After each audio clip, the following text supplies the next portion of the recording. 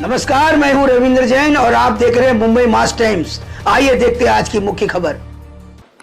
सन्मान्य राहुल कुलजींनी जो मुद्दा उपस्थित केला की सोशल मीडिया प्लॅटफॉर्मचा उपयोग करून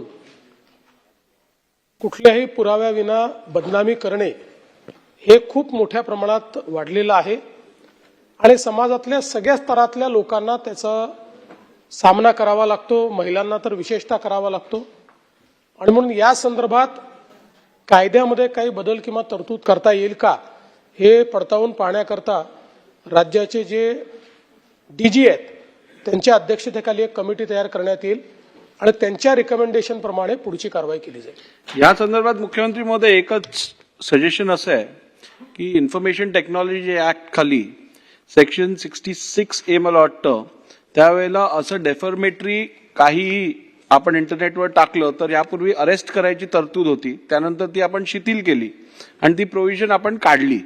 तर आता ही वाढतं प्रमाण बघून तशी प्रोव्हिजन परत आणण्याची गरज आहे का यावरती परत लक्ष देणं आवश्यक आहे। मुळामध्ये आपल्याला कल्पना आहे की हा जो कायदा आहे या कायद्यामध्ये सर्वोच्च न्यायालयाने काही त्याच्यामध्ये निर्णय दिले आणि त्या निर्णयांमुळे एक प्रकारे या कायद्याची इफेक्टिव्हिटी कमी झाली आहे।